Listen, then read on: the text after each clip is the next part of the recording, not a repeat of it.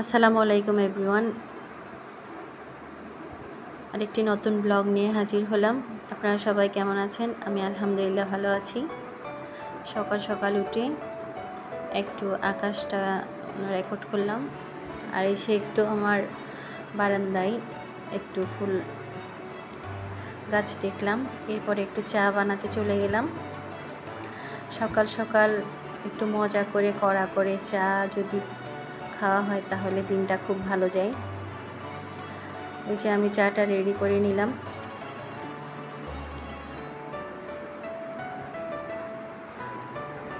আমার চ্যানেল যদি আপনাদের ভালো লেগে থাকে তাহলে অবশ্যই সাবস্ক্রাইব করবেন, পাশে থাকা বেলটা অল করে রাখবেন।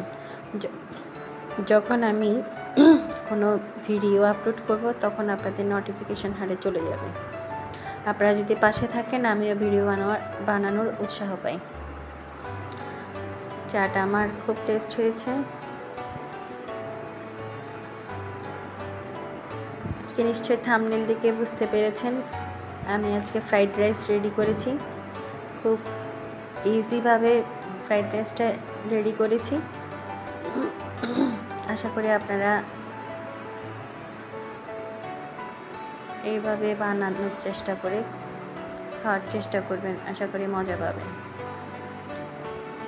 আজকে আমার ভয়েসের কী হয়েছে বুঝতে পারতেছি না, ভয়েস দিতে কেমন যেন মুখটা থমকে থমকে আসছে। যাই হোক, এখন আমি ফ্রাইড রাইসটা রেডি করব। এখানে আমি চাল ধুয়ে বসিয়ে দিয়েছি।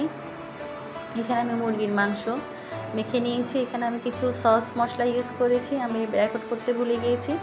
এরপর সামান্য একটু কর্নফ্লাওয়ার দিয়ে মেখে নিয়েছি।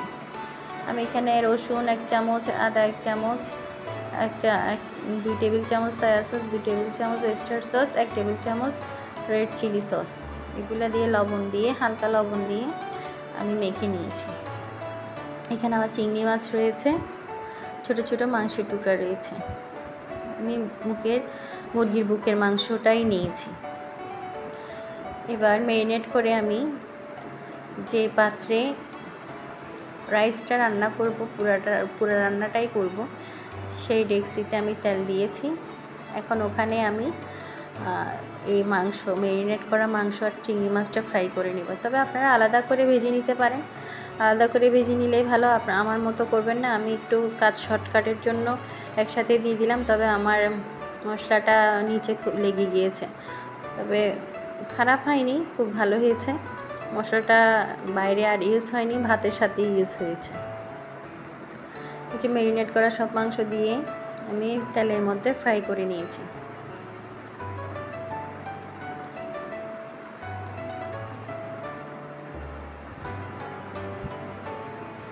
আমার ফ্রাই অলমোস্ট হয়ে এসেছে। আমি এখন উঠিয়ে নিব। এই যে আমার ডেকচির তলায় লেগে গিয়েছে। এরপরে আমি রসুন কুচি আর পেঁয়াজ কুচি দিয়ে দিলাম। আমি আবার বলছি, আপনারা আলাদা করে আরেকটা ননস্টিক ফ্রাই প্যানে ভেজে নিতে পারেন, তবে ফ্রাইড রাইসটা ননস্টিক ফ্রাই প্যানে করলে সবচেয়ে বেটার হয়। এখানেও করা যায়। এখন আমি জুলিয়ান কাট করে গাজর আর বরবটিটা দিয়ে দিলাম। এরপর আমি একটু ভেজে নিব। ভাজা হয়ে গিয়েছে আমার। এরপর আমি যে ভাতটা রান্না করে রেখেছিলাম সেটা আমি ঠান্ডা হওয়ার জন্য দিয়েছি। ঠান্ডা হয়ে গিয়েছে আমার ভাতটা। আমি এখন ভাতটা ঢেলে দিচ্ছি। আমি ভাতটা কিন্তু সেদ্ধ করে পানিটা ফেলি নাই, আমি সরাসরি ভাতটা রান্না করছি। পানিটা কম দিয়ে আমি ভাতটা রান্না করছি, তবে আমার ভাতটা খুব ঝরঝরে হয়েছে। দিয়ে আমি একটু নাড়তে থাকবো। আসলে চাইনিজ খাবারগুলো চাইনিজের মতো আমরা রান্না করি না, আমরা বাংলাদেশি স্টাইলে রান্না করি, আমাদের এটাই ভালো লাগে। ভাতগুলা একদম একটা একটা হয়ে থাকবে। এরপর আমি কিছু সস দিব।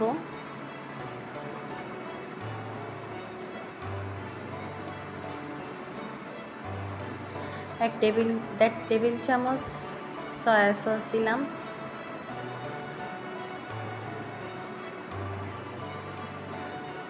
এই চামচ সচরাচর সবার বাসায় থাকে। 1 টেবিল চামচ ওয়েস্টার সস দিলাম।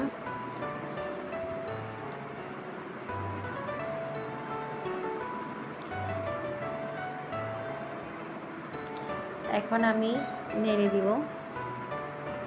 গোলমরিচ, আমি গোলমরিচ ক্রাশ করা গোলমরিচ দিয়ে দিলাম 1 টিস্পুন।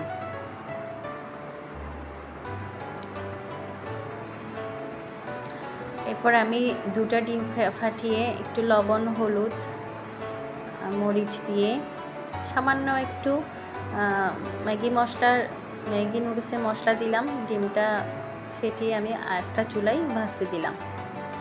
এরপর আমি রাইসটা নাড়তে থাকবো। রাইসটা আপনি যত নাড়বেন তত খুব সুন্দর করে একটা একটা হয়ে ঝরঝরে হয়ে হবে।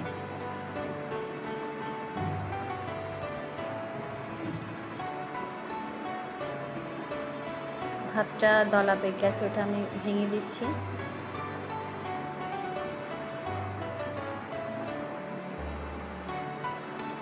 খুব সহজভাবে রাইসটা রান্না। এরপর লবণ দিয়ে দিলাম 1 টিস্পুন।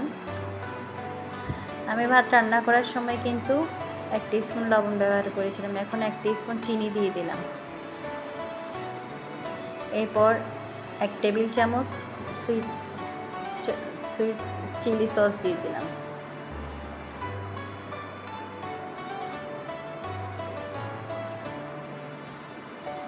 এরপর নাড়তে থাকবো।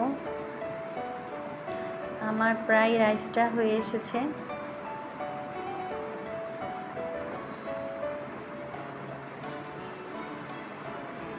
এরপর ডিমটা আমার ভাজা হয়ে গিয়েছে, ডিমটা আমি ছুরি দিয়ে কেটে নিচ্ছি।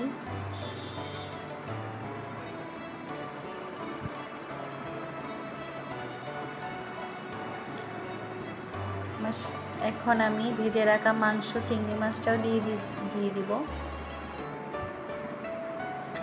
ডিমটাও দিয়ে দিব। খুব সহজ, আপনারা বাসায় ট্রাই করে দেখবেন, খেতে ভীষণ মজা। আমি এখানে আড়াই কাপ বলতে আড়াই পট, যেটা বাসায় সচরাচর আমরা সবাই চাল রান্না করি, যে পটটা সবার বাসায় থাকে, ওই পটটা হচ্ছে কনডেন্স মিল্কের পট। আমি বলে দিচ্ছি, ওই পটটা সবার বাসায় থাকে। ওই পটের আড়াই পট পরিমাণ আমি এখানে চাল দিয়েছি। মানে দেখুন 1 ডেক্সি হয়েছে। এই যে আমার রেডি হয়ে গেছে ফ্রাইড রাইস। এরপর একটু চিকেন ফ্রাই করলাম, তবে সেটা আজকে আর দেখালাম না। চিকেন ফ্রাই দিয়ে ফ্রাইড রাইস খুব মজা, আপনারা বাসায় ট্রাই করে দেখবেন, আশা করি ভালো লাগবে। এই যে দেখুন,